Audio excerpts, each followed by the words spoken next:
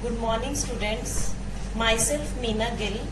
I am lecturer in electrical engineering at Government Polytechnic College, Bathinda. ਅੱਜ ਆਪਾਂ ਇੱਕ ਤੁਹਾਡਾ ਬਹੁਤ ਹੀ ਇੰਪੋਰਟੈਂਟ ਸਬਜੈਕਟ FEE ਜਿਸ ਦੀ ਫੁੱਲ ਫਾਰਮ ਹੈ ਫੰਡਾਮੈਂਟਲਸ ਆਫ ਇਲੈਕਟ੍ਰੀਕਲ ਇੰਜੀਨੀਅਰਿੰਗ ਦੇ ਇੰਪੋਰਟੈਂਟ ਟੌਪਿਕਸ ਬਾਰੇ ਡਿਸਕਸ ਕਰਾਂਗੇ।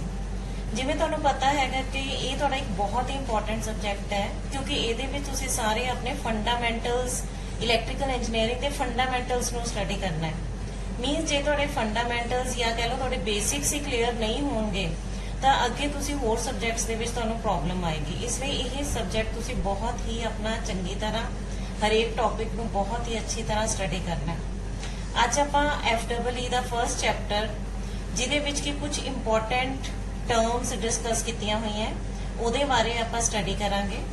ਹੁਣ ਆਪਾਂ ਸਭ ਤੋਂ ਪਹਿਲਾਂ ਇਹ ਦੇਖਣਾ ਕਿ ਜਿਹੜੀ ਇਲੈਕਟ੍ਰੀਕਲ એનર્ਜੀ ਹੈ ਉਹ ਆਪਣੇ ਲਈ ਬਹੁਤ ਜ਼ਿਆਦਾ ਇੰਪੋਰਟੈਂਟ ਹੈ। ਆਪਾਂ ਇਹ ਦੇਖਦੇ ਹਾਂ ਕਿ ਆਪਣੇ ਡੇ ਟੂ ਡੇ ਲਾਈਫ ਦੇ ਵਿੱਚ ਵਿਦਆਊਟ ਇਲੈਕਟ੍ਰੀਕਲ એનર્ਜੀ ਜਾਂ ਵਿਦਆਊਟ ਇਲੈਕਟ੍ਰਿਸਿਟੀ ਆਪਾਂ ਇੱਕ ਮਿੰਟ ਵੀ ਨਹੀਂ ਕੱਢ ਸਕਦੇ। ਜਿੰਨੇ ਆਪਣੇ ਘਰਾਂ ਵਿੱਚ ਸਾਰੇ ਐਪਲਾਇੰਸਸ ਲੱਗੇ ਹੁੰਦੇ ਆ ਦੇ ਆਰ ਮੋਸਟਲੀ ਇਲੈਕਟ੍ਰੀਕਲ। ਇਹ ਤੋਂ ਇਲਾਵਾ ਆਪਾਂ ਮਤਲਬ ਫੁੱਲੀ ਇਲੈਕਟ੍ਰਿਸਿਟੀ ਤੇ ਡਿਪੈਂਡੈਂਟ ਆ। ਇਸ ਲਈ ਜਿਹੜੀ ਇਲੈਕਟ੍ਰੀਕਲ એનર્ਜੀ ਹੈ ਉਹ ਆਪਣੇ ਲਈ ਬਹੁਤ ਜ਼ਿਆਦਾ ਇੰਪੋਰਟੈਂਟ ਹੈ। ਕਈ ਡਿਫਰੈਂਟ ਫਾਰਮਸ ਹੈ ਜਿਨ੍ਹਾਂ ਤੋਂ ਕਿ ਆਪਾਂ એનર્ਜੀ ਦੀਆਂ ਡਿਫਰੈਂਟ ਫਾਰਮਸ ਹੈ ਜਿਨ੍ਹਾਂ ਤੋਂ ਆਪਾਂ ਇਲੈਕਟ੍ਰਿਸਿਟੀ ਪ੍ਰੋਡਿਊਸ ਕਰ ਸਕਦੇ ਆ, ਜਿਵੇਂ ਕਿ solar energy, wind energy, tidal energy, chemical energy. ਇਹ ਡਿਫਰੈਂਟ ਫਾਰਮਸ ਹੈ એનર્ਜੀ ਦੀਆਂ, ਡਿਫਰੈਂਟ ਸੋਰਸਸ ਹੈ ਜਿਨ੍ਹਾਂ ਤੋਂ ਆਪਾਂ ਇਲੈਕਟ੍ਰੀਕਲ એનર્ਜੀ ਜਿਹੜੀ ਹੈਗੀ ਉਹ ਪ੍ਰੋਡਿਊਸ ਕਰ ਸਕਦੇ ਆ। ਹੁਣ ਜਿਹੜਾ ਆਪਣਾ ਸਭ ਤੋਂ ਪਹਿਲਾ ਸਭ ਤੋਂ ਇੰਪੋਰਟੈਂਟ ਟੌਪਿਕ ਹੈ ਉਹ ਹੈਗਾ ਕਿ AC ਔਰ DC ਕੀ ਹੁੰਦਾ ਹੈ, ਕਿ ਇਹਦੇ ਵਿੱਚ ਫਰਕ ਕੀ ਹੁੰਦਾ ਹੈ। ਹੁਣ ਦੇਖੋ ਜਿਵੇਂ AC ਦਾ ਮਤਲਬ ਕੀ ਹੈ ਆਲਟਰਨੇਟਿੰਗ ਕਰੰਟ, DC ਦਾ ਮਤਲਬ ਕੀ ਹੈ ਡਾਇਰੈਕਟ ਕਰੰਟ। ਆਲਟਰਨੇਟਿੰਗ ਦਾ ਮਤਲਬ ਕੀ ਹੈ ਆਲਟਰ ਮੀਨਸ ਜਿਹੜੀ ਚੀਜ਼ ਚੇਂਜ ਹੋਵੇ।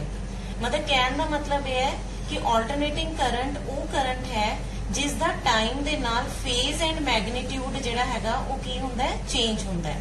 ਔਰ ਡਾਇਰੈਕਟ ਕਰੰਟ ਉਹ ਕਰੰਟ ਹੈ ਜਿਸ ਦਾ ਕਿ ਟਾਈਮ ਦੇ ਨਾਲ ਫੇਜ਼ ਐਂਡ ਮੈਗਨੀਟਿਊਡ ਜਿਹੜਾ ਹੈਗਾ ਉਹ ਸੇਮ ਰਹਿੰਦਾ ਹੈ। ਜਿਵੇਂ ਕਿ ਦੇਖੋ ਤੁਸੀਂ ਇੱਥੇ ਇੱਕ ਗ੍ਰਾਫ ਰਾਹੀਂ ਦਿਖਾਇਆ ਗਿਆ ਹੈ ਕਿ ਆਪਾਂ ਨੇ ਇੱਕ ਗ੍ਰਾਫ ਪਲਾਟ ਕੀਤਾ ਹੈ ਬਿਟਵੀਨ ਵੋਲਟੇਜ ਐਂਡ ਟਾਈਮ। ਇਹਦੇ ਵਿੱਚ ਤੁਸੀਂ ਇਹ ਦੇਖ ਰਹੇ ਹੋ ਕਿ this is an AC wave form alternating. ਮਤਲਬ ਇਹਦੇ ਵਿੱਚ ਟਾਈਮ ਦੇ ਨਾਲ ਇਹਦਾ ਮੈਗਨੀਟਿਊਡ ਤੇ ਫੇਜ਼ ਜਿਹੜਾ ਹੈਗਾ ਉਹ ਕੀ ਹੋ ਰਿਹਾ ਚੇਂਜ ਹੋ ਰਿਹਾ। ਜਦ ਕਿ DC ਵਿੱਚ ਤੁਸੀਂ ਦੇਖੋਗੇ ਕਿ ਟਾਈਮ ਦੇ ਨਾਲ ਇਹਦਾ ਮੈਗਨੀਟਿਊਡ ਵੀ ਕਾਂਸਟੈਂਟ ਹੈ ਤੇ ਇਹਦਾ ਫੇਜ਼ ਜਿਹੜਾ ਹੈਗਾ ਉਹ ਵੀ ਕੀ ਹੈ ਕਾਂਸਟੈਂਟ ਹੈ। ਹੁਣ ਇਸ ਲਈ ਆਪਾਂ ਕੀ ਕਹਿੰਦੇ ਆ ਕਿ ਫਰਸਟ ਅਗਰ ਆਪਾਂ ਦੋਨਾਂ ਵਿੱਚ ਡਿਫਰੈਂਸਸ ਲਿਖੀਏ AC ਔਰ DC ਦੇ ਵਿੱਚ ਤਾਂ ਫਰਸਟ ਡਿਫਰੈਂਸ ਕੀ ਹੋ ਗਿਆ ਕਿ ਜਿਹੜਾ AC ਹੁੰਦਾ ਹੈ ਉਹਦਾ ਮੈਗਨੀਟਿਊਡ ਕੀ ਹੁੰਦਾ ਹੈ ਵੇਰੀਏਬਲ ਹੁੰਦਾ ਹੈ। ਵੇਰੀਏਬਲ ਦਾ ਕੀ ਮਤਲਬ ਹੈ ਕਿ ਉਹ ਚੇਂਜ ਹੁੰਦਾ ਹੈ। ਤੇ DC ਦੇ ਵਿੱਚ ਕੀ ਹੈ ਮੈਗਨੀਟਿਊਡ ਜਿਹੜਾ ਹੈਗਾ ਉਹ ਕੀ ਰਹਿੰਦਾ ਹੈਗਾ ਕਾਂਸਟੈਂਟ ਰਹਿੰਦਾ ਹੈ। ਕਾਂਸਟੈਂਟ ਮੀਨਸ ਸੇਮ ਰਹਿੰਦਾ ਹੈ। ਇਹ ਤੋਂ ਇਲਾਵਾ ਸੈਕੰਡ ਕੀ ਹੈ ਇਹਨਾਂ ਦੋਨਾਂ ਵਿੱਚ ਡਿਫਰੈਂਸਸ ਕਿ ਜਿਹੜਾ AC ਹੈ ਇਹਦੀ ਡਾਇਰੈਕਸ਼ਨ ਜਿਹੜੀ ਹੈਗੀ ਉਹ ਰੈਗੂਲਰਲੀ ਚੇਂਜ ਹੁੰਦੀ ਹੈ। ਜਿਵੇਂ ਕਿ ਤੁਸੀਂ ਦੇਖੋ ਇਹ ਵਾਲੇ ਗ੍ਰਾਫ ਦੇ ਵਿੱਚ ਪਹਿਲਾਂ ਪੋਜ਼ਿਟਿਵ ਸਾਈਕਲ ਹੈ, ਫਿਰ ਨੈਗੇਟਿਵ ਹੈ, ਫਿਰ ਪੋਜ਼ਿਟਿਵ ਹੈ, ਫਿਰ ਨੈਗੇਟਿਵ ਹੈ। ਇਹਦਾ ਮਤਲਬ ਟਾਈਮ ਦੇ ਨਾਲ ਇਹਦੀ ਡਾਇਰੈਕਸ਼ਨ ਜਿਹੜੀ ਹੈਗੀ ਹੈ ਉਹ ਲਗਾਤਾਰ ਕੀ ਹੈ ਚੇਂਜ ਹੋ ਰਹੀ ਹੈ। ਜਦਕਿ DC ਵਿੱਚ ਜੇ ਤੁਸੀਂ ਦੇਖੋਗੇ ਕਿ ਟਾਈਮ ਦੇ ਨਾਲ ਉਹਦੀ ਡਾਇਰੈਕਸ਼ਨ ਜਿਹੜੀ ਹੈਗੀ ਹੈ ਉਹ ਹਮੇਸ਼ਾ ਕੀ ਰਹਿ ਰਹੀ ਹੈ ਸੇਮ ਰਹਿ ਰਹੀ ਹੈ। ਠੀਕ ਹੈ, ਇਸ ਲਈ ਆਪਾਂ ਕਹਿੰਦੇ ਆ ਕਿ AC ਦੀ ਜਿਹੜੀ ਫ੍ਰੀਕੁਐਂਸੀ ਹੈ, ਫ੍ਰੀਕੁਐਂਸੀ ਦਾ ਮਤਲਬ ਕੀ ਹੁੰਦਾ ਸਾਈਕਲਸ ਪਰ ਸੈਕਿੰਡ। ਮਤਲਬ 1 ਸੈਕਿੰਡ ਦੇ ਵਿੱਚ AC ਕੁਆਂਟੀਟੀ ਕਿੰਨੇ ਸਾਈਕਲਸ ਕਵਰ ਕਰਦੀ ਹੈ। ਸਾਈਕਲ ਦਾ ਮਤਲਬ ਕੀ ਹੁੰਦਾ ਹੈ ਕਿ ਸਾਈਕਲ ਮੀਨਸ ਜਿਹਦੇ ਵਿੱਚ ਇੱਕ ਪੋਜ਼ਿਟਿਵ ਹਾਫ ਆ ਗਿਆ ਤੇ ਇੱਕ ਨੈਗੇਟਿਵ ਹਾਫ ਆ ਗਿਆ, ਉਹਨੂੰ ਆਪਾਂ ਕੀ ਕਹਿ ਦਿੰਦੇ ਆ ਇੱਕ ਸਾਈਕਲ। ਫ੍ਰੀਕੁਐਂਸੀ ਦਾ ਮਤਲਬ ਕੀ ਹੈ ਕਿ 1 ਸੈਕਿੰਡ ਦੇ ਵਿੱਚ AC ਕੁਆਂਟੀਟੀ ਕਿੰਨੇ ਸਾਈਕਲਸ ਕਵਰ ਕਰਦੀ ਹੈ। ਠੀਕ ਹੈ, ਹੁਣ ਇੰਡੀਆ ਵਿੱਚ ਜਿਹੜੀ AC ਵੋਲਟੇਜ ਹੈ ਉਹਦੀ ਫ੍ਰੀਕੁਐਂਸੀ ਕਿੰਨੀ ਹੁੰਦੀ ਹੈ 50 ਹਰਟਜ਼।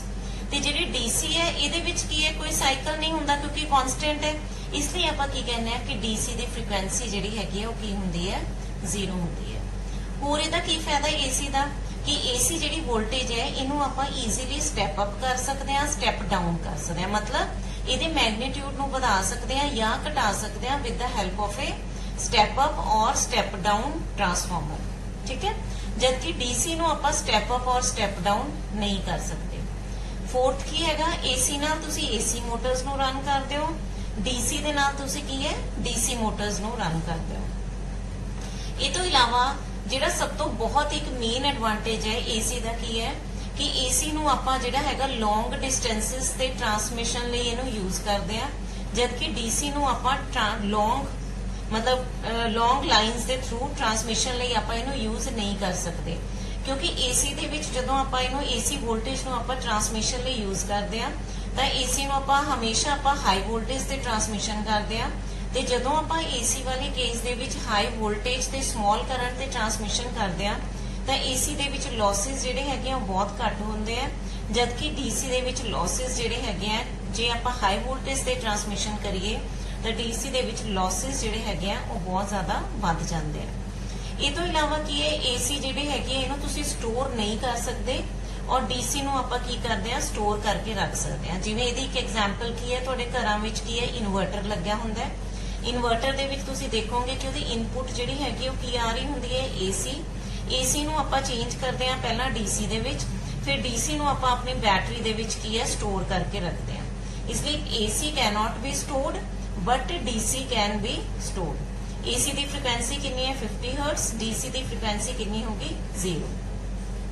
ਹੁਣ AC ਇਕਵਿਪਮੈਂਟਸ ਹੈ ਜਿਹੜੇ ਆਪਣੇ ਘਰਾਂ ਵਿੱਚ ਲੱਗੇ ਹੁੰਦੇ ਆ, ਜਿਹੜੇ AC ਸਪਲਾਈ ਤੇ ਚੱਲਦੇ ਆ, ਉਹਨਾਂ ਦੀਆਂ ਕਿਹੜੀਆਂ ਐਗਜ਼ਾਮਪਲਸ ਹੈ, ਜਿਵੇਂ ਫੈਨਸ ਹੈ, ਕੂਲਰਸ ਹੈ, ਮੋਟਰਸ ਹੈ, they are all examples of AC equipments. ਤੇ DC ਦੇ ਕਿਹੜੇ ਇਕਵਿਪਮੈਂਟਸ ਹੈ, ਜਿਵੇਂ ਕਿ ਤੁਹਾਡੇ ਮੋਬਾਈਲ ਚਾਰਜਰਸ ਹੈ, ਲੈਪਟਾਪਸ ਹੈ, ਕੰਪਿਊਟਰਸ ਹੈ, they are all DC equipments. ਹੁਣ ਤੁਸੀਂ ਇਹ ਕਹੋਗੇ ਕਿ ਆਪਣੇ ਘਰਾਂ ਵਿੱਚ ਤਾਂ AC ਸਪਲਾਈ ਆਉਂਦੀ ਹੈ, ਫਿਰ ਆਪਾਂ ਇਹਨਾਂ ਨੂੰ DC ਤੇ ਕਿਵੇਂ ਯੂਜ਼ ਕਰਦੇ ਆ, ਕਿਉਂਕਿ ਇਹ ਸਾਰੇ ਜਿਹੜੇ ਇਕਵਿਪਮੈਂਟਸ ਹੁੰਦੇ ਆ ਤੁਹਾਡੇ ਲੈਪਟਾਪਸ ਹੈ, ਚਾਰਜਰਸ ਹੈ, ਕੰਪਿਊਟਰਸ ਹੈ, ਇਹਨਾਂ ਦੇ ਵਿੱਚ ਇੱਕ ਇਲੈਕਟ੍ਰੋਨਿਕ ਸਰਕਟ ਲੱਗਿਆ ਹੁੰਦਾ ਹੈ SMPS, ਜਿਹੜਾ ਕਿ AC ਨੂੰ DC ਦੇ ਵਿੱਚ ਕਨਵਰਟ ਕਰ ਦਿੰਦਾ ਹੈ। ਠੀਕ ਹੈ, this is the main difference between AC and DC supply। ਅੱਜ ਆਪਾਂ ਆਪਣੇ FEE ਦੇ ਕੁਝ ਇੰਪੋਰਟੈਂਟ ਡੈਫੀਨੇਸ਼ਨਸ ਜਿਵੇਂ ਕਿ voltage, current, resistance, power, energy, ਇਹਨਾਂ ਬਾਰੇ ਸਟੱਡੀ ਕਰਾਂਗੇ। ਸਭ ਤੋਂ ਜਿਹੜਾ ਫਰਸਟ ਡੈਫੀਨੇਸ਼ਨ ਹੈ ਉਹ ਹੈਗੀ ਆਪਣੀ ਇਲੈਕਟ੍ਰਿਕ ਪੋਟੈਂਸ਼ੀਅਲ ਔਰ ਵੋਲਟੇਜ। ਠੀਕ ਹੈ, ਹੁਣ ਕੀ ਚੀਜ਼ ਹੈ, when a body is charged, ਮਤਲਬ ਜਦੋਂ ਆਪਾਂ ਕਿਸੇ ਬੋਡੀ ਨੂੰ ਚਾਰਜ ਕਰਦੇ ਆ ਮੀਨਸ ਉਹਨੂੰ ਨੈਗੇਟਿਵ ਪੋਟੈਂਸ਼ੀਅਲ ਦਿੰਦੇ ਆ ਜਾਂ ਪੋਜ਼ਿਟਿਵਲੀ ਚਾਰਜ ਕਰਦੇ ਆ। ਨੈਗੇਟਿਵ ਚਾਰਜ ਦਾ ਕੀ ਮਤਲਬ ਹੈ ਕਿ ਆਪਾਂ ਉਹਨੂੰ ਇਲੈਕਟ੍ਰੋਨਸ ਸਪਲਾਈ ਕਰਦੇ ਆ, ਤੇ ਪੋਜ਼ਿਟਿਵ ਦਾ ਚਾਰਜ ਕਰਨ ਦਾ ਕੀ ਮਤਲਬ ਹੈ ਕਿ ਆਪਾਂ ਉਹਦੇ ਵਿੱਚੋਂ ਇਲੈਕਟ੍ਰੋਨਸ ਨੂੰ ਰਿਮੂਵ ਕਰਦੇ ਆ। ਠੀਕ ਹੈ, ਤਾਂ ਜਦੋਂ ਆਪਾਂ ਇਹ ਕੀਤਾ ਕੁਝ ਕੰਮ ਕਰਨਾ ਪਿਆ ਆਪਾਂ ਨੂੰ, ਮਤਲਬ ਇਲੈਕਟ੍ਰੋਨਸ ਐਡ ਕਰਨ ਚ ਜਾਂ ਰਿਮੂਵ ਕਰਨ ਵਿੱਚ ਆਪਾਂ ਨੂੰ ਕੋਈ ਕੰਮ ਕਰਨਾ ਪਿਆ, ਇਹ ਜੋ ਕੰਮ ਕਰਨਾ ਪਿਆ ਇਹ ਉਸ ਬੋਡੀ ਦੇ ਵਿੱਚ ਸਟੋਰ ਹੋ ਜਾਂਦਾ ਹੈ ਇਨ ਦਾ ਫਾਰਮ ਆਫ ਇਲੈਕਟ੍ਰਿਕ ਪੋਟੈਂਸ਼ੀਅਲ। ਠੀਕ ਹੈ, ਹੁਣ ਜਦੋਂ ਇਹ ਕੰਮ ਜਿਹੜਾ ਆਪਾਂ ਨੇ ਕੀਤਾ ਉਹ ਬੋਡੀ ਵਿੱਚ ਸਟੋਰ ਹੋ ਗਿਆ ਇਨ ਦਾ ਫਾਰਮ ਆਫ ਪੋਟੈਂਸ਼ੀਅਲ, ਇਹਦਾ ਮਤਲਬ ਕੀ ਹੈ, ਹੁਣ ਉਹ ਜਿਹੜੀ ਬੋਡੀ ਚਾਰਜ ਹੋ ਗਈ ਉਹਦੇ ਵਿੱਚ ਹੁਣ ਕੰਮ ਕਰਨ ਦੀ ਕੀ ਹੈ ਕੈਪੈਸਿਟੀ ਆ ਗਈ। ਠੀਕ ਹੈ, ਕੰਮ ਕਰਨ ਦੀ ਕੈਪੈਸਿਟੀ ਦਾ ਕੀ ਮਤਲਬ ਹੈ ਕਿ ਹੁਣ ਉਹ ਜਿਹੜੀ ਚਾਰਜਡ ਬੋਡੀ ਹੈ ਮੀਨਸ ਉਹਦੇ ਉੱਤੇ ਜਾਂ ਤਾਂ ਪੋਜ਼ਿਟਿਵ ਚਾਰਜ ਆਇਆ ਹੈ ਜਾਂ ਉੱਤੇ ਨੈਗੇਟਿਵ ਚਾਰਜ ਆਇਆ ਹੈ, ਮੀਨਸ ਹੁਣ ਉਹ ਹੋਰ ਬੋਡੀਜ਼ ਨੂੰ ਅਟਰੈਕਟ ਜਾਂ ਰਿਪੈਲ ਕਰ ਸਕਦੀ ਹੈ। ਠੀਕ ਹੈ, ਹੁਣ ਜਦੋਂ ਬੋਡੀ ਉੱਤੇ ਕੋਈ ਚਾਰਜ ਆਏਗਾ ਪੋਜ਼ਿਟਿਵ ਜਾਂ ਨੈਗੇਟਿਵ ਚਾਰਜ ਆਏਗਾ ਫਿਰ ਹੀ ਉਹ ਹੋਰ ਬੋਡੀਜ਼ ਨੂੰ ਅਟਰੈਕਟ ਜਾਂ ਰਿਪੈਲ ਕਰੇਗੀ। ਠੀਕ ਹੈ, ਹੁਣ ਕੀ ਹੈ, ਉਹ ਜਿਹੜੀ ਚਾਰਜਡ ਬੋਡੀ ਦੀ ਅਟਰੈਕਟ ਜਾਂ ਰਿਪੈਲ ਕਰਨ ਦੀ ਜਾਂ ਕਹਿ ਲਓ ਉਹਦੇ ਕੰਮ ਕਰਨ ਦੀ ਜਿਹੜੀ ਕੈਪੈਸਿਟੀ ਹੈ, ਠੀਕ ਹੈ, ਉਹਨੂੰ ਆਪਾਂ ਕੀ ਕਹਿੰਦੇ ਆ, ਉਹਦਾ ਇਲੈਕਟ੍ਰਿਕ ਪੋਟੈਂਸ਼ੀਅਲ। ਇਹਦਾ ਮਤਲਬ ਇਲੈਕਟ੍ਰਿਕ ਪੋਟੈਂਸ਼ੀਅਲ ਕੀ ਚੀਜ਼ ਹੈ, the capacity of a charged body to do work is called electric potential। ਮਤਲਬ ਕਿਸੇ ਵੀ ਚਾਰਜਡ ਬੋਡੀ ਵਿੱਚ ਕੰਮ ਕਰਨ ਦੀ ਕਿੰਨੀ ਕੈਪੈਸਿਟੀ ਹੈ ਉਹਨੂੰ ਆਪਾਂ ਕੀ ਕਹਿ ਦਿੰਦੇ ਆ, ਉਸ ਬੋਡੀ ਦਾ ਇਲੈਕਟ੍ਰਿਕ ਪੋਟੈਂਸ਼ੀਅਲ। ਇਹਦਾ ਮਤਲਬ ਇਲੈਕਟ੍ਰਿਕ ਪੋਟੈਂਸ਼ੀਅਲ ਕਿਹਦੇ ਇਕੁਅਲ ਹੁੰਦਾ ਹੈ, ਵਰਕ ਡਨ ਪਰ ਯੂਨਿਟ ਚਾਰਜ। ਠੀਕ ਹੈ, ਮਤਲਬ ਇੱਕ ਚਾਰਜ, ਇੱਕ ਕੂਲੰਬ ਚਾਰਜ ਕਿੰਨਾ ਕੰਮ ਕਰ ਸਕਦਾ ਹੈ ਉਹਨੂੰ ਆਪਾਂ ਕੀ ਕਹਿ ਦਿੰਦੇ ਆ, ਉਸ ਬੋਡੀ ਉੱਤੇ ਉਹਦਾ ਕਿੰਨਾ ਪੋਟੈਂਸ਼ੀਅਲ ਹੈ, ਉਹਦੀ ਕੰਮ ਕਰਨ ਦੀ ਕਿੰਨੀ ਕੈਪੈਸਿਟੀ ਹੈ। ਠੀਕ ਹੈ, ਮਤਲਬ ਇਲੈਕਟ੍ਰਿਕ ਪੋਟੈਂਸ਼ੀਅਲ ਦੇ ਯੂਨਿਟਸ ਕੀ ਹੁੰਦੇ ਆ, ਵੋਲਟਸ, ਵਰਕ ਡਨ ਦੇ ਕੀ ਹੁੰਦੇ ਆ, ਜਾਊਲਸ, ਤੇ ਚਾਰਜ ਦੇ ਕੀ ਹੁੰਦੇ ਆ, ਕੂਲੰਬਸ। ਇਹਦਾ ਮਤਲਬ ਕੀ ਹੈ, 1 ਵੋਲਟ ਕਿਹਦੇ ਬਰਾਬਰ ਹੋ ਗਿਆ, 1 joule upon 1 coulomb। Hence a body is said to have an electric potential of 1 volt if 1 joule of work is done to give a charge of 1 coulomb। ਮਤਲਬ ਉਸ ਬੋਡੀ ਨੂੰ 1 ਕੂਲੰਬ ਤੱਕ ਚਾਰਜ ਕਰਨ ਵਿੱਚ जे आपां नूं 1 जूल काम करना पिया ਤਾਂ ਇਹਦਾ ਮਤਲਬ ਕੀ ਹੈ ਕਿ ਉਸ ਬੋਡੀ ਉੱਤੇ ਕਿੰਨਾ ਪੋਟੈਂਸ਼ੀਅਲ ਹੈ 1 ਵੋਲਟ ਦਾ ਪੋਟੈਂਸ਼ੀਅਲ ਹੈ ਠੀਕ ਹੈ ਇਹਦਾ ਮਤਲਬ ਇਲੈਕਟ੍ਰਿਕ ਪੋਟੈਂਸ਼ੀਅਲ ਔਰ ਵੋਲਟੇਜ ਕੀ ਚੀਜ਼ ਹੋਗੀ the capacity of a charged body to do work is called electric potential. So this is the definition of electric potential. ਹੁਣ ਅਗਲੀ ਡੈਫੀਨੇਸ਼ਨ ਜਿਹੜੀ ਆਪਾਂ ਕਰਾਂਗੇ ਉਹ ਹੈਗਾ electric current I electric current ਜਿਸ ਦਾ ਸਿੰਬਲ ਕੀ ਹੈਗਾ I ਹੈ ਤੇ ਇਹਦੇ ਯੂਨਿਟਸ ਕੀ ਹੈਗੇ ਆ ਐਂਪੀਅਰਸ ਹੁਣ ਇਲੈਕਟ੍ਰਿਕ ਕਰੰਟ ਕੀ ਚੀਜ਼ ਹੈ the rate of flow of electric charge is called electric current.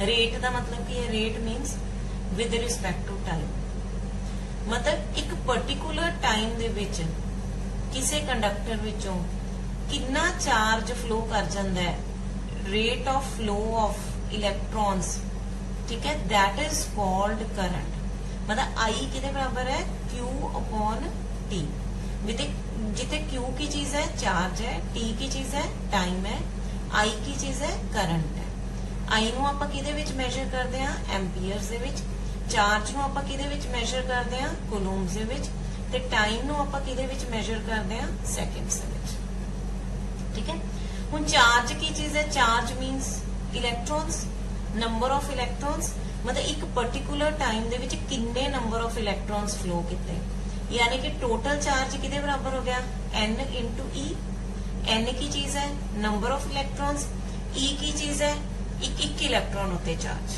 ठीक है हुण आपां ये आपां नूं पता है कि एक इलेक्ट्रॉन होते चार्ज कितना होंदा है 1.6 into 10 ਦੀ ਪਾਵਰ -19 ਕੂਲੰਬਸ ਇਹਦਾ ਮਤਲਬ ਕੀ ਹੈ कि जे आपां ये देखना है कि आपने इत्थे किदे बराबर लिखे I किदे बराबर लिखे n e upon t n e की चीज है टोटल नंबर ऑफ इलेक्ट्रॉन्स कितने फ्लो किते ठीक है हुण नंबर जे एक इलेक्ट्रॉन उत्ते इन्ना चार्ज है ਇਹਦਾ मतलब 1 upon 1.6 into 10 raised to the power -19 electrons की हो गए पर सेकंड हो गए ठीक है जे ਆਪਾਂ नंबर ऑफ इलेक्ट्रॉन स्टडी करने हैं 1 सेकंड विच किन्ने होणगे ਤਾਂ 1 ਸੈਕਿੰਡ ਵਿੱਚ ਨੰਬਰ ਆਫ ਇਲੈਕਟ੍ਰॉन्स ਕਿੰਨੇ ਹੋ ਗਏ 1 upon 1.6 into 10 ਦੀ ਪਾਵਰ -19 ਇਲੈਕਟ੍ਰॉन्स ਹੋ ਗਏ 1 ਸੈਕਿੰਡ ਵਿੱਚ ਠੀਕ ਹੈ ਇਹਦਾ ਮਤਲਬ ਜੇ ਤੁਸੀਂ ਇਹਨਾਂ ਦੋਨਾਂ ਨੂੰ ਡਿਵਾਈਡ ਕਰੋ ਤਾਂ ਆਪਣੇ ਕੋਲ ਕਿੰਨੇ ਇਲੈਕਟ੍ਰॉन्स ਆ ਗਏ 625 into 10 ਦੀ ਪਾਵਰ 16 ਇਲੈਕਟ੍ਰॉन्स ਪਰ ਸੈਕਿੰਡ ਇਹਦਾ ਮਤਲਬ 1 ਐਂਪੀਅਰ ਕਰੰਟ ਕਿਹਦੇ ਬਰਾਬਰ ਹੁੰਦਾ ਹੈ ਕਿ ਜਦੋਂ 1 ਸੈਕਿੰਡ ਵਿੱਚ 625 into 10 ਦੀ ਪਾਵਰ 16 ਇਲੈਕਟ੍ਰॉन्स ਫਲੋ ਕਰ ਜਾਂਦੇ ਆ ਤਾਂ ਉਦੋਂ ਆਪਾਂ ਕੀ ਕਹਿੰਦੇ ਆ ਕਿ ਕਿੰਨਾ ਕਰੰਟ ਫਲੋ ਕਰ ਗਿਆ 1 ਐਂਪੀਅਰ ਇਹਦਾ ਮਤਲਬ ਕਰੰਟ ਕੀ ਚੀਜ਼ ਹੈ ਰੇਟ ਆਫ ਫਲੋ ਆਫ ਇਲੈਕਟ੍ਰॉन्स ਜਾਂ ਤੁਸੀਂ ਇਹ ਕਹਿ ਲਓ ਕਿ rate of flow of electric charge is called electric current I ਕਿਹਦੇ ਬਰਾਬਰ ਹੋ ਗਿਆ Q upon T I the symbol ਮਤਲਬ ਆਪਾਂ ਕਿਹਦੇ ਨਾਲ ਇਹਨੂੰ ਰਿਪਰੈਜ਼ੈਂਟ ਕਰਦੇ ਆ I ਕਰੰਟ ਨੂੰ ਆਪਾਂ ਕਿਹਦੇ ਨਾਲ ਰਿਪਰੈਜ਼ੈਂਟ ਕਰਦੇ ਆ I ਦੇ ਨਾਲ ਤੇ ਇਹਨੂੰ ਮੈਜ਼ਰ ਕਿਹਦੇ ਵਿੱਚ ਕਰਦੇ ਆ ਐਂਪੀਅਰਸ ਦੇ ਵਿੱਚ ਚਾਰਜ ਨੂੰ ਆਪਾਂ ਕਿਹਦੇ ਵਿੱਚ ਮੈਜ਼ਰ ਕਰਦੇ ਆ ਕੂਲੰਬਸ ਦੇ ਵਿੱਚ ਤੇ ਟਾਈਮ ਨੂੰ ਆਪਾਂ ਕਿਹਦੇ ਵਿੱਚ ਮੈਜ਼ਰ ਕਰਦੇ ਆ ਸੈਕਿੰਡਸ ਦੇ ਵਿੱਚ ਠੀਕ ਹੈ ਕਲੀਅਰ ਹੈ ਹੁਣ ਨੈਕਸਟ ਜਿਹੜੀ ਬਹੁਤ ਇੰਪੋਰਟੈਂਟ ਡੈਫੀਨੇਸ਼ਨ ਹੈ ਉਹ ਹੈਗੀ ਹੈ ਰੈਜ਼ਿਸਟੈਂਸ ਠੀਕ ਹੈ ਹੁਣ ਆਪਾਂ ਆਮ ਤੁਸੀਂ ਪੜ੍ਹਦੇ ਹੋ ਤੁਸੀਂ ਕਹਿੰਦੇ ਹੋ ਕਿ ਜਿਹੜੇ ਕੰਡਕਟਰਸ ਹੈ ਉਹਨਾਂ ਦੀ ਰੈਜ਼ਿਸਟੈਂਸ ਜਿਹੜੀ ਹੈਗੀ ਉਹ ਬਹੁਤ ਜ਼ਿਆਦਾ ਘੱਟ ਹੁੰਦੀ ਹੈ ਤੇ ਇਨਸੂਲੇਟਰਸ ਦੀ ਰੈਜ਼ਿਸਟੈਂਸ ਜਿਹੜੀ ਹੈਗੀ ਹੈ ਉਹ ਬਹੁਤ ਜ਼ਿਆਦਾ ਕੀ ਹੈ ਹਾਈ ਹੁੰਦੀ ਹੈ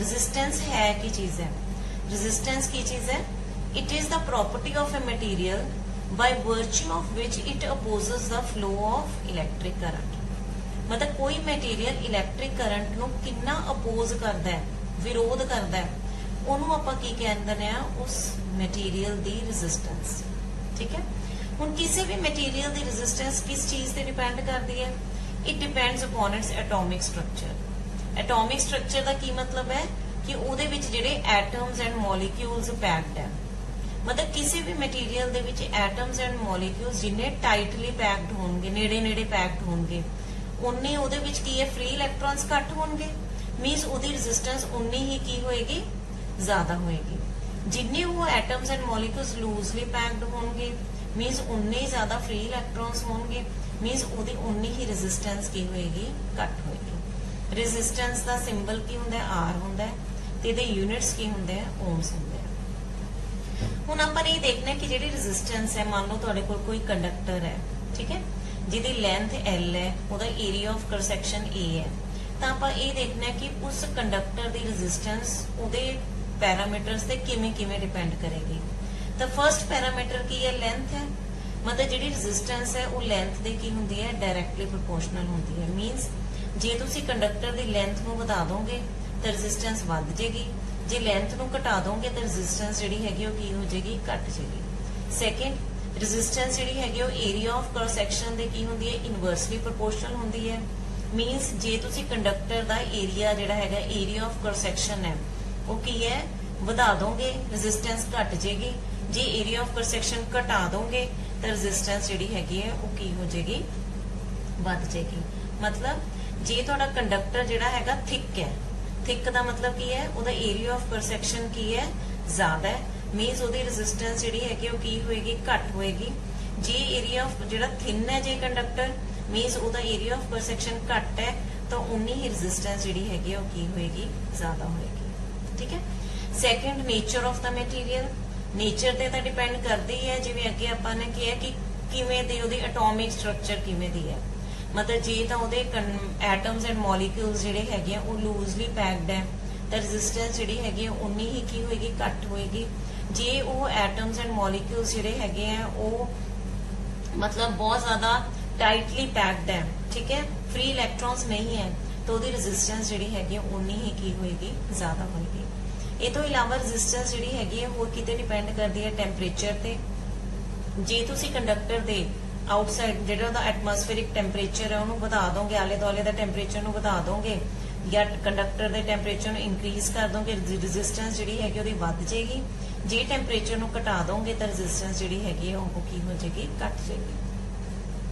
ਜੇ ਆਪਾਂ ਇਹ ਸਾਰੇ ਪੈਰਾਮੀਟਰਸ ਨੂੰ ਸਮ ਅਪ ਕਰੀਏ ਤਾਂ ਆਪਣੇ ਕੋਲ ਕੀ ਫਾਰਮੂਲਾ ਬਣ ਜਾਂਦਾ ਹੈ ਕਿ ਰੈਜ਼ਿਸਟੈਂਸ ਜਿਹੜੀ ਹੈਗੀ ਹੈ that is directly proportional to L upon A। ਹੁਣ ਜੇ ਆਪਾਂ ਇਸ ਪ੍ਰੋਪੋਰਸ਼ਨੈਲਿਟੀ ਸਾਈਨ ਨੂੰ ਇਜ਼ ਇਕੁਅਲ ਟੂ ਵਿੱਚ ਚੇਂਜ ਕਰੀਏ ਤਾਂ ਆਪਾਂ ਇੱਕ ਕਨਸਟੈਂਟ ਨਾਲ ਮਲਟੀਪਲਾਈ ਕਰਾਂਗੇ। ਇੱਥੇ ਜਿਹੜਾ ਕਨਸਟੈਂਟ ਹੈ ਉਹ ਕੀ ਹੈ? ਰੋ ਹੈ, ਜਿਹਨੂੰ ਆਪਾਂ ਕੀ ਕਹਿੰਦੇ ਆ? ਸਪੈਸੀਫਿਕ ਰੈਜ਼ਿਸਟੈਂਸ ਔਰ ਰੈਜ਼ਿਸਟਿਵਿਟੀ। ਔਰ ਇਹ ਕਿਸ ਚੀਜ਼ ਤੇ ਡਿਪੈਂਡ ਕਰਦੀ ਹੈ? It depends upon the nature of the material. ਯਾਨੀ ਕਿ ਆਪਣੇ ਕੋਲ ਫਾਰਮੂਲਾ ਕੀ ਆ ਗਿਆ? R is equal to rho L upon A, जिते रो की चीज है रेजिस्टिविटी और स्पेसिफिक रेजिस्टेंस।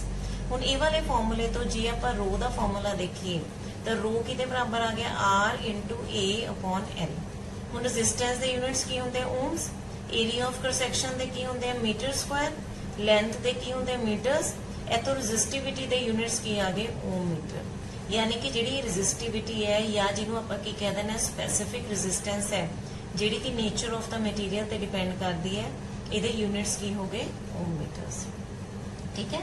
ਔਰ ਇਹ ਆਪਾਂ ਨੇ ਕੀ ਸਟੱਡੀ ਕੀਤਾ? ਰੈਜ਼ਿਸਟੈਂਸ ਹੈ ਔਰ ਇਹ ਕਿਹੜੇ ਫੈਕਟਰਸ ਜਿਹੜੇ ਹੈਗੇ ਆ ਉਹ ਕਿਹੜੇ ਫੈਕਟਰਸ ਤੇ ਕੀ ਕਰਦੀ ਹੈ? ਡਿਪੈਂਡ ਕਰਦੀ ਹੈ। ਠੀਕ ਹੈ, ਕਲੀਅਰ ਹੈ। ਹੁਣ ਜਿਹੜਾ ਨੈਕਸਟ ਆਪਣੀ ਇੰਪੋਰਟੈਂਟ ਡੈਫੀਨੇਸ਼ਨ ਹੈ ਉਹ ਹੈਗੀ ਹੈ ਵਰਕ ਡਨ। ਠੀਕ ਹੈ। ਹੁਣ ਵਰਕ ਡਨ ਕਿਹਦੇ ਬਰਾਬਰ ਹੁੰਦਾ ਹੈ? ਸਿੰਪਲ ਹੈ, ਫੋਰਸ ਇਨਟੂ ਡਿਸਟੈਂਸ। ਮਤਲਬ ਮੰਨ ਲਓ ਤੁਹਾਡੇ ਕੋਲ ਕੋਈ ਚੀਜ਼ ਪਈ ਹੈ, ਉਹਨੂੰ ਤੁਸੀਂ ਹਿਲਾ ਕੇ ਇੱਕ ਜਗ੍ਹਾ ਤੋਂ ਦੂਸਰੀ ਜਗ੍ਹਾ ਕੀਤਾ, ਤੁਸੀਂ ਕੋਈ ਡਿਸਟੈਂਸ ਕਵਰ ਕੀਤਾ, ਉਹ ਤੇ ਮੰਨ ਲਓ ਤੁਸੀਂ ਫੋਰਸ ਅਪਲਾਈ ਕੀਤਾ ਉਹਨੂੰ ਹਿਲਾਉਣ ਲਈ, ਤਾਂ ਕਿੰਨਾ ਫੋਰਸ ਅਪਲਾਈ ਕੀਤਾ ਔਰ ਉਹਨੂੰ ਕਿੰਨੇ ਡਿਸਟੈਂਸ ਨਾਲ ਮੂਵ ਕੀਤਾ, ਦੋਨਾਂ ਨੂੰ ਜੇ ਤੁਸੀਂ ਮਲਟੀਪਲਾਈ ਕਰੋਗੇ that will be work done. Work done ਨੂੰ ਆਪਾਂ ਕਿਹਦੇ ਨਾਲ ਰਿਪਰੈਜ਼ੈਂਟ ਕਰਦੇ ਹਾਂ? W ਦੇ ਨਾਲ। ਠੀਕ ਹੈ। ਫੋਰਸ ਦੇ ਯੂਨਿਟਸ ਕੀ ਹੁੰਦੇ ਆ? ਨਿਊਟਨਸ। ਡਿਸਟੈਂਸ ਦੇ ਕੀ ਹੋ ਗਏ? ਮੀਟਰਸ। ਯਾਨੀ ਕਿ ਵਰਕ ਡਨ ਨੂੰ ਆਪਾਂ ਕਿਹਦੇ ਵਿੱਚ ਮੈਜ਼ਰ ਕਰਦੇ ਆ? Newton metres. ਔਰ ਆਪਾਂ ਇਹਨੂੰ ਹੋਰ ਕਿਹਦੇ ਵਿੱਚ ਮੈਜ਼ਰ ਕਰ ਲੈਂਦੇ ਆ? ਜਾਊਲਸ ਦੇ ਵਿੱਚ।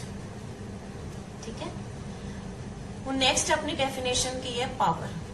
ਪਾਵਰ ਕੀ ਚੀਜ਼ ਹੈ? The rate at which work is done in an electric circuit is called electric power। ਠੀਕ ਹੈ। ਰੇਟ ਮਤਲਬ ਕਿੰਨੇ ਟਾਈਮ ਦੇ ਵਿੱਚ ਤੁਸੀਂ ਕਿੰਨਾ ਕੰਮ ਕੀਤਾ ਉਹਨੂੰ ਆਪਾਂ ਕੀ ਕਹਿ ਦਿੰਦੇ ਆ? Power. P is equal to W upon T। ਠੀਕ ਹੈ। ਵਰਕ ਡਨ ਪਰ ਯੂਨਿਟ ਟਾਈਮ। ਜਿਹੜੀ ਇਲੈਕਟ੍ਰੀਕਲ ਪਾਵਰ ਹੈ ਇਹਨੂੰ ਆਪਾਂ ਕਿਹਦੇ ਬਰਾਬਰ ਲਿਖ ਦਿੰਦੇ ਆ? ਪਾਵਰ ਕਿਹਦੇ ਬਰਾਬਰ ਹੁੰਦੀ ਹੈ? V into I ਦੇ। ਜਿੱਥੇ V ਕੀ ਚੀਜ਼ ਹੈ? ਵੋਲਟੇਜ ਹੈ। I ਕੀ ਚੀਜ਼ ਹੈ? ਕਰੰਟ ਹੈ। ਤੇ ਪਾਵਰ ਨੂੰ ਆਪਾਂ ਕਿਹਦੇ ਵਿੱਚ ਮੈਜ਼ਰ ਕਰਦੇ ਆ? ਪਾਰਟ ਮਤਲਬ ਆਪਾਂ ਮੈਜ਼ਰ ਕਰਦੇ ਆ ਵਾਟਸ ਦੇ ਵਿੱਚ, ਕਿਲੋ ਵਾਟਸ ਦੇ ਵਿੱਚ ਜਾਂ ਮੈਗਾ ਵਾਟਸ ਦੇ ਵਿੱਚ। ਠੀਕ ਹੈ। ਹੁਣ ਪਾਵਰ ਦਾ ਫਾਰਮੂਲਾ ਕੀ ਹੈ? VI। ਹੁਣ according to Ohm's law V ਕਿਹਦੇ ਬਰਾਬਰ ਹੁੰਦਾ ਹੈ? I into R। ਇਥੋਂ ਪਾਵਰ ਕਿਹਦੇ ਬਰਾਬਰ ਹੋ ਗਈ? I square R। ठीक है। होर आपां की फॉर्मूला लिख सकते हैं पावर का, पावर हुण किहदे बराबर है V इंटू आई दे, according to Ohm's law I किहदे बराबर हो गया V अपॉन R दे, इहदा मतलब पावर का फॉर्मूला की हो गया V square by R। It मीनस electrical power है जिहड़ी उहदे की फॉर्मूलेस हो गए VI या फिर I स्क्वायर R या फिर V स्क्वायर R, ते इहदे यूनिट्स की हुंदे हैं वॉट्स है, किलोवॉट्स है, मेगावॉट्स है। ਇਹਦਾ मतलब इलैक्ट्रिक पावर की चीज है the rate at which work is done in an electrical circuit, मतलब किस किन्ने टाइम दे विच आपां ने किन्ना काम कीता ਉਹਨੂੰ ਆਪਾਂ ਕੀ ਕਹਿ ਦਿੰਦੇ ਆ पावर। ठीक है। ਹੁਣ ਨੈਕਸਟ ਜਿਹੜੀ इंपॉर्टेंट डेफिनेशन है दैट इज इलैक्ट्रिकल एनर्जी।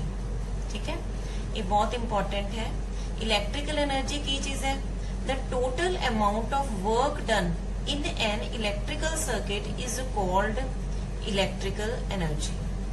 मतलब इलैक्ट्रिकल एनर्जी की चीज है कि तुसी कितना टोटल काम किया एक इलैक्ट्रिकल सर्किट दे विच, ਉਹਨੂੰ ਆਪਾਂ ਕੀ ਕਹਿ ਦਾਂਗੇ इलैक्ट्रिकल एनर्जी, टोटल कितना काम किया। ठीक है। इलैक्ट्रिकल एनर्जी किहदे बराबर हो जाएगी पावर इनटू टाइम दे। की फॉर्मूला की हुंदा electrical energy the power into time. हुण पावर किहदे बराबर होंदी है ਆਪਾਂ ने ऊपर किया है V इंटू आई। ठीक है। ਹੁਣ V according to Ohm's law किहदे बराबर है IR, ਇਹਦਾ मतलब इलैक्ट्रिकल एनर्जी का फॉर्मूला की हो गया I square R into T।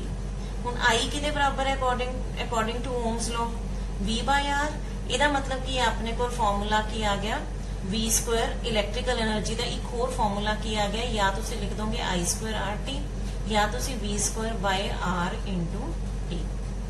ठीक है। ਹੁਣ क्योंकि इलैक्ट्रिकल एनर्जी किहदे विच आपां मेजर करदे आ की फॉर्मूला की ਇਹਦਾ पावर इनटू टाइम, पावर ਨੂੰ ਤੁਸੀਂ ਕਿਹਦੇ ਵਿੱਚ ਮੈਜ਼ਰ ਕਰਦੇ ਹੋ ਵਾਟਸ ਦੇ ਵਿੱਚ, ਟਾਈਮ ਨੂੰ ਤੁਸੀਂ ਕਿਹਦੇ ਵਿੱਚ ਮੈਜ਼ਰ ਕਰਦੇ ਹੋ ਆਵਰਸ ਦੇ ਵਿੱਚ। ਇਹਦਾ ਮਤਲਬ ਇਲੈਕਟ੍ਰੀਕਲ એનર્ਜੀ ਦੇ ਯੂਨਿਟਸ ਕੀ ਹੋਗੇ ਵਾਟ ਆਰ ਜਾਂ ਫਿਰ ਕਿਲੋਵਾਟ ਆਰ। ਹੁਣ ਆਪਣੇ ਘਰਾਂ ਵਿੱਚ ਜਿਹੜੀ એનર્ਜੀ ਆਂਦੀ ਹੈ ਇਲੈਕਟ੍ਰੀਕਲ એનર્ਜੀ, ਉਹਨੂੰ ਤੁਸੀਂ ਕਿਹਦੇ ਵਿੱਚ ਮੈਜ਼ਰ ਕਰਦੇ ਹੋ ਯੂਨਿਟਸ ਦੇ ਵਿੱਚ। ਜਿਹੜਾ 1 ਯੂਨਿਟ ਹੁੰਦਾ ਹੈ ਉਹ ਕਿਹਦੇ ਬਰਾबर ਹੁੰਦਾ ਹੈ 1 ਕਿਲੋਵਾਟ ਆਰ ਦੇ ਵਿੱਚ, मतलब 1 unit is equal to 1 kilowatt hour. ਇਹਦੇ ਨਾਲ ਆਪਾਂ ਆਪਣੀਆਂ ਕੁਝ ਅੱਜ ਇੰਪੋਰਟੈਂਟ ਡੈਫੀਨੇਸ਼ਨਸ ਜਿਵੇਂ ਕਿ electric potential, electric current, resistance, work, power, energy, ਇਹ ਅੱਜ ਕਵਰ ਕੀਤੀਆਂ। ਇਹ ਬਹੁਤ ਹੀ ਇੰਪੋਰਟੈਂਟ ਡੈਫੀਨੇਸ਼ਨਸ ਹੈ। ਇਹ ਤੁਸੀਂ ਚੰਗੀ ਤਰ੍ਹਾਂ ਪੜ੍ਹ ਕੇ ਔਰ ਉਹਨਾਂ ਨੂੰ ਚੰਗੀ ਤਰ੍ਹਾਂ ਲਰਨ ਕਰਨਾ ਹੈ।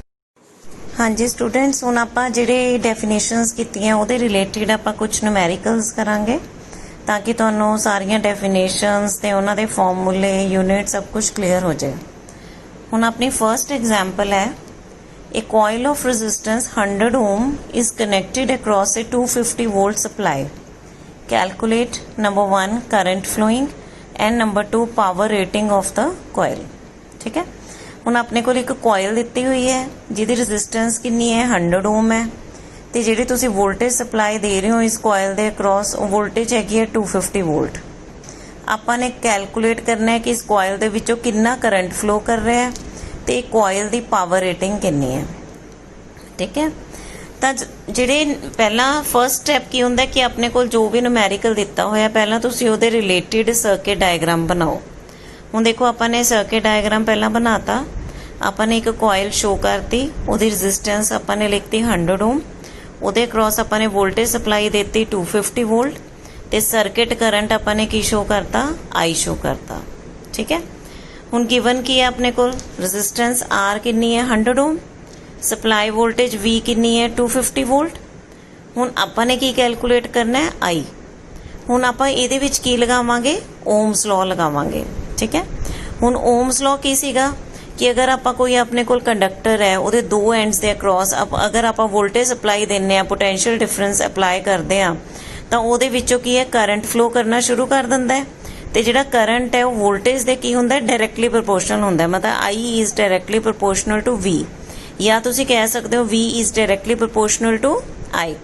हुण जे आप इस प्रोपोर्शनैलिटी साइन नूं रिमूव करते हैं तो अपने को की आ जाता है V is equal to IR। ठीक है। जिते V की हुंदा वोल्टेज, I की है करंट है ते R की है रेजिस्टेंस ऑफ द कंडक्टर है। V जिहड़ी वोल्टेज है उन्होंने तुसी मेजर करते हो वोल्ट्स दे विच, करंट नूं मेजर करते हो तुसी एम्पीयर्स दे विच ते रेजिस्टेंस नूं तुसी किहदे विच मेजर करते हो ओम्स दे विच। ठीक है। ਹੁਣ ਓਮਸ ਲॉ लगा के अपने कोल करंट का फॉर्मूला की आ गया I is equal to V upon R। ਹੁਣ V अपने कोल कितना दिता होया है 250 वोल्ट्स, R कितना दिता होया है 100 ओम, 250 अपॉन 100 कितना आ गया 2.5 एम्पीयर्स। ਇਹਦਾ मतलब ਆਪਾਂ ਨੇ ਓਮਸ ਲॉ लगा के ਜਿਹੜਾ ਸਰਕਿਟ ਕਰੰਟ ਹੈ ਉਹ ਆਪਣੇ ਕੋਲ ਕਿੰਨਾ ਆ ਗਿਆ 2.5 एम्पीयर्स। ठीक है, ਇਹਦਾ मतलब ਜਿਹੜਾ ਆਪਣਾ ਫਰਸਟ ਸੀਗਾ ਉਹ ਆਪਾਂ ਨੇ ਸੋਲਵ ਕਰ ਲਿਆ, ਆਪਾਂ ਨੇ ਕਰੰਟ ਕੱਢ ਲਿਆ। ਹੁਣ ਸੈਕਿੰਡ ਆਪਾਂ ਸੋਲਵ ਕਰਾਂਗੇ ਪਾਵਰ। ਹੁਣ ਪਾਵਰ ਦਾ ਫਾਰਮੂਲਾ ਕੀ ਹੁੰਦਾ ਆਪਾਂ ਨੇ ਪੜਿਆ ਸੀ, ਇਲੈਕਟ੍ਰੀਕਲ ਪਾਵਰ ਦਾ ਕੀ ਫਾਰਮੂਲਾ ਹੈ V × I। ਹੁਣ ਓਮਸ ਲॉ ਦੇ ਅਕੋਰਡਿੰਗ V ਕਿਹਦੇ ਬਰਾਬਰ ਹੁੰਦਾ ਹੈ IR। ਇਥੋਂ ਪਾਵਰ ਦਾ ਕੀ ਫਾਰਮੂਲਾ ਆ ਗਿਆ I² R। ठीक है, ਹੁਣ I कितना है 2.5, R कितना है 100 है। ਇਹਦਾ मतलब पावर किहदे बराबर आ गई 2.5 ਦਾ होल स्क्वायर इंटू 100। ਇਹਦਾ मतलब कितना आ गया 625 वॉट्स। ठीक है, it means power rating of the coil कितना आ गया 625 वॉट्स। इसलिए अडर फॉर्मूलेज लगा के ਆਪਾਂ ਨੇ ਜਿਹੜਾ ਸਰਕਿਟ ਚੋਂ ਕਰੰਟ ਫਲੋ ਕਰ ਰਿਹਾ ਉਹ ਵੀ ਸੋਲਵ ਕਰ ਰਿਹਾ ਤੇ ਜਿਹੜੀ ਪਾਵਰ ਰੇਟਿੰਗ ਹੈ ਕੋਇਲ ਦੀ ਉਹ ਵੀ ਆਪਾਂ ਨੇ ਕੀ ਕਰ ਲਈ ਸੋਲਵ ਕਰ ਲਈ। ਕਲੀਅਰ ਹੈ। ਹੁਣ ਆਪਾਂ ਸੈਕਿੰਡ ਐਗਜ਼ਾਮਪਲ ਕਰਾਂਗੇ। ਸੈਕਿੰਡ ਐਗਜ਼ਾਮਪਲ ਕੀ ਹੈ ਆਪਣੇ ਕੋਲ, 2 lamps rated 250 volt 100 watts and 250 volt 60 watts are connected in parallel across 250 volt supply. Calculate the total current taken from the supply means। मतलब अपने को 2 लैंप दिते हुए हैं, एक दी रेटिंग हैगी है 100 वाट है ते दूजे दी हैगी है 60 वाट्स, दोनों ਨੂੰ पैरेलल लगाया होया है। ਹੁਣ ਆਪਾਂ ਨੂੰ ਪਤਾ ਹੈ ਕਿ ਪੈਰਲਲ ਦੇ ਵਿੱਚ ਵੋਲਟੇਜ ਜਿਹੜੀ ਹੈਗੀ ਉਹ ਸੇਮ ਹੁੰਦੀ ਹੈ ਤੇ ਕਰੰਟ ਜਿਹੜਾ ਹੈਗਾ ਉਹ ਕੀ ਹੁੰਦਾ ਹੈ ਅਲੱਗ-ਅਲੱਗ ਹੁੰਦਾ ਹੈ। ਹੁਣ ਆਪਾਂ 250 ਵੋਲਟ ਸਪਲਾਈ ਦਿੱਤੀ ਹੈ ਦੋਨੋਂ ਲੈਂਪਸ ਨੂੰ, ਇਹਦਾ ਮਤਲਬ ਹਰੇਕ ਲੈਂਪ ਤੇ ਅਕ੍ਰੋਸ ਵੋਲਟੇਜ ਕਿੰਨੀ ਹੈ 250 ਵੋਲਟ। ਠੀਕ ਹੈ, I1 ਜਿਹੜਾ ਹੈਗਾ ਉਹ ਪਹਿਲੇ ਲੈਂਪ ਵਿੱਚੋਂ ਜਿਹੜਾ ਕਰੰਟ ਫਲੋ ਕਰ ਰਿਹਾ 100 ਵਾਟ ਵਾਲੇ ਲੈਂਪ ਵਿੱਚੋਂ ਤੇ I2 ਕਰੰਟ ਜਿਹੜਾ ਹੈਗਾ ਉਹ 60 ਵਾਟ ਲੈਂਪ ਵਿੱਚੋਂ ਫਲੋ ਕਰ ਰਿਹਾ ਹੈ। I ਜਿਹੜਾ ਹੈਗਾ ਉਹ ਕੀ ਹੈ ਟੋਟਲ ਕਰੰਟ ਹੈ। ਠੀਕ ਹੈ, ਹੁਣ ਆਪਾਂ ਨੂਮੈਰੀਕਲ ਆਪਾਂ ਨੇ ਡਾਇਗਰਾਮ ਬਣਾ ਲਿਆ। ਪਹਿਲਾ ਸਟੈਪ ਜਿਵੇਂ ਮੈਂ ਤੁਹਾਨੂੰ ਅੱਗੇ ਵੀ ਕਿਹਾ ਹੈਗਾ ਕਿ ਕੋਈ ਵੀ ਕੁਐਸਚਨ ਦਿੱਤਾ ਹੁੰਦਾ ਤਾਂ ਫਰਸਟ ਸਟੈਪ ਤੁਸੀਂ ਕੀ ਕਰਨਾ ਹੈ ਕਿ ਉਹਦੇ ਰਿਲੇਟਡ ਡਾਇਗਰਾਮ ਬਣਾਉਣਾ ਹੈ ਤਾਂ ਕਿ ਤੁਹਾਨੂੰ ਇਹ ਕਲੀਅਰ ਹੋ ਜਾਏ ਵੀ ਤੁਹਾਡੇ ਕੋਲ ਕੀ ਕੁਝ ਗਿਵਨ ਹੈ ਤੇ ਕੀ ਕੁਝ ਤੁਸੀਂ ਸੋਲਵ ਕਰਨਾ ਹੈ। ਹੁਣ ਜੋ ਦਿੱਤਾ ਹੋਇਆ ਸੀ ਉਹ ਆਪਾਂ ਨੇ ਲਿਖ ਲਿਆ ਤੇ ਜੋ ਆਪਾਂ ਨੇ ਸੋਲਵ ਕਰਨਾ ਹੈ ਉਹ ਆਪਾਂ ਨੇ ਉਹਨਾਂ ਦੀਆਂ ਮਤਲਬ ਸਿੰਬਲਸ ਲਿਖ ਲਿਆ, ਮਤਲਬ ਆਪਾਂ ਨੇ I1 I2 ਤੇ I ਸੋਲਵ ਕਰਨਾ ਹੈ। ਠੀਕ ਹੈ, ਹੁਣ ਸਭ ਤੋਂ ਪਹਿਲਾਂ ਜਿਹੜਾ ਪਹਿਲਾ ਰੇਟਿੰਗ ਹੈ ਲੈਂਪ ਦੀ, ਫਰਸਟ ਲੈਂਪ ਹੈ ਜਿਹੜੀ ਉਹਦੀ ਰੇਟਿੰਗ ਕਿੰਨੀ ਹੈ L1 ਦੀ ਰੇਟਿੰਗ ਕਿੰਨੀ ਹੈ 100 ਵਾਟ 250 ਵੋਲਟ, L2 ਦੀ ਰੇਟਿੰਗ ਕਿੰਨੀ ਹੈ 60 ਵਾਟ 250 ਵੋਲਟ। ਠੀਕ ਹੈ, ਹੁਣ ਆਪਣੇ ਕੋਲ ਫਾਰਮੂਲਾ ਕੀ ਹੁੰਦਾ ਹੈ P = VI। ਇਥੋਂ I ਕਿਹਦੇ ਬਰਾਬਰ ਹੋ ਗਿਆ P upon V। ਠੀਕ ਹੈ, ਇਹਦਾ ਮਤਲਬ I1 ਕਿਹਦੇ ਬਰਾਬਰ ਹੋ ਗਿਆ, ਪਹਿਲੇ ਜਿਹੜਾ ਲੈਂਪ ਹੈ ਉਹਦੀ ਪਾਵਰ ਰੇਟਿੰਗ ਕਿੰਨੀ ਹੈ 100 ਤੇ ਉਹਦੇ ਅਕ੍ਰੋਸ ਵੋਲਟੇਜ ਕਿੰਨੀ ਹੈ 250। ਇਹਦਾ ਮਤਲਬ I1 ਕਿਹਦੇ ਬਰਾਬਰ ਆ ਗਿਆ 100 upon 250 ਕਿੰਨਾ ਹੋ ਗਿਆ 0.4 ਐਂਪੀਅਰਸ। ਠੀਕ ਹੈ, ਇਹਦਾ ਮਤਲਬ ਪਹਿਲਾ ਜਿਹੜਾ ਲੈਂਪ ਹੈ ਉਹਦੀ ਆਪਾਂ ਨੇ ਉਹਦੇ ਵਿੱਚੋਂ ਜਿੰਨਾ ਕਰੰਟ ਫਲੋ ਕਰ ਰਿਹਾ ਉਹ ਆਪਾਂ ਨੇ ਸੋਲਵ ਕਰ ਲਿਆ। I1 ਆਪਣੇ ਕੋਲ ਕਿੰਨਾ ਆ ਗਿਆ 100 upon 250 ਕਿਹਦੇ ਬਰਾਬਰ ਆ ਗਿਆ 0.4 ਐਂਪੀਅਰ। ਹੁਣ ਇਸੇ ਤਰ੍ਹਾਂ ਜਿਹੜਾ ਆਪਣਾ ਸੈਕਿੰਡ ਵਾਲਾ ਲੈਂਪ ਹੈ ਉਹਦਾ ਆਪਾਂ ਕਰੰਟ ਸੋਲਵ ਕਰਾਂਗੇ। ਹੁਣ I2 ਕਿਹਦੇ ਬਰਾਬਰ ਹੁੰਦਾ ਹੈ ਵੋਲਟੇਜ upon ਵੋਲਟੇਜ, मतलब P = VI। I किते बराबर हो गया P upon V है तो I2 किते बराबर हो गया ਜਿਹੜਾ ਸੈਕਿੰਡ ਵਾਲਾ ਲੈਂਪ ਹੈ P2 upon ਵੋਲਟੇਜ ਹੋ ਗਿਆ। ਇਹਦਾ ਮਤਲਬ I2 ਜਿਹੜਾ ਸੈਕਿੰਡ ਵਾਲਾ ਲੈਂਪ ਹੈ ਉਹਦੀ ਪਾਵਰ ਰੇਟਿੰਗ ਕਿੰਨੀ ਹੈ 60, ਵੋਲਟੇਜ ਕਿੰਨੀ ਹੈ 250। ਇਹਦਾ ਮਤਲਬ I2 ਕਿਤੇ ਬਰਾਬਰ ਹੋ ਗਿਆ 60 upon 250। ਠੀਕ ਹੈ, ਹੁਣ ਜੇ ਤੁਸੀਂ ਇਹਨੂੰ ਸੋਲਵ ਕਰੋਗੇ ਤਾਂ ਆਪਣੇ ਕੋਲ I2 ਕਿੰਨਾ ਆਏਗਾ 0.24 एम्पियर्स। क्लियर है। इस तरह ਆਪਾਂ ਨੇ ਪਾਵਰ ਦਾ ਫਾਰਮੂਲਾਸ ਲਗਾ ਕੇ P = VI ਵਾਲਾ ਫਾਰਮੂਲਾ ਲਗਾ ਕੇ ਠੀਕ ਹੈ ਆਪਾਂ ਨੇ I1 ਕੈਲਕੂਲੇਟ ਕਰ ਲਿਆ ਤੇ I2 ਕੈਲਕੂਲੇਟ ਕਰ ਲਿਆ।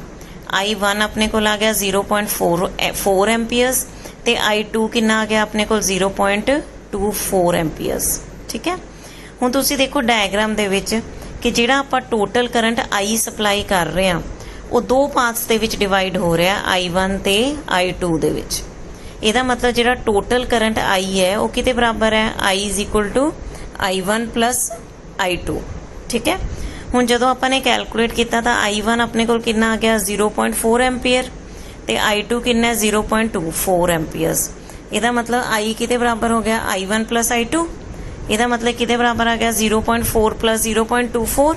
It means that is equal to 0.64 amperes। ਇਹਦਾ ਮਤਲਬ ਜਿਹੜਾ ਟੋਟਲ ਕਰੰਟ I ਹੈ ਉਹ ਕਿਸ ਦੇ ਇਕੁਅਲ ਆ ਗਿਆ 0.64 amperes। ਠੀਕ ਹੈ, ਇਸ ਤਰ੍ਹਾਂ ਤੁਸੀਂ ਪਾਵਰ ਦਾ ਫਾਰਮੂਲਾ ਲਗਾ ਕੇ P is equal to VI the formula ਲਗਾ ਕੇ ਤੁਸੀਂ ਜਿਹੜਾ ਟੋਟਲ ਕਰੰਟ ਹੈ I ਉਹ ਕੀ ਕਰ ਲਿਆ ਆਪਾਂ ਨੇ ਸੋਲਵ ਕਰ ਲਿਆ। ਠੀਕ ਹੈ, ਇਸ ਤਰ੍ਹਾਂ ਅੱਡ-ਅੱਡ ਫਾਰਮੂਲੇਜ਼ ਨੂੰ ਯੂਜ਼ ਕਰਕੇ ਆਪਾਂ ਅੱਡ-ਅੱਡ ਜਿਹੜੇ ਹੈਗੇ ਆ ਪੈਰਾਮੀਟਰਸ ਹੈ ਉਹਨਾਂ ਨੂੰ ਸੋਲਵ ਕਰ ਸਕਦੇ ਹਾਂ। ਇਹਦੇ ਨਾਲ ਹੀ ਆਪਣਾ ਜਿਹੜਾ ਇਹ ਵਾਲਾ ਨੂਮੈਰੀਕਲ ਹੈ ਉਹ ਫਿਨਿਸ਼ ਹੁੰਦਾ ਹੈ। ਠੀਕ ਹੈ, ਇਸ ਤਰ੍ਹਾਂ ਤੁਹਾਡੇ ਜਿੰਨੇ ਤੁਸੀਂ ਜ਼ਿਆਦਾ ਨੂਮੈਰੀਕਲ ਸੋਲਵ ਕਰੋਗੇ ਉਨੀ ਜ਼ਿਆਦਾ ਤੁਹਾਨੂੰ ਡੈਫੀਨੇਸ਼ਨਸ ਤੇ ਸਾਰੀਆਂ ਟਰਮਸ ਜਿਹੜੀਆਂ ਹੈਗੀਆਂ ਉਹ ਕਲੀਅਰ ਹੋਣਗੀਆਂ। Thank you.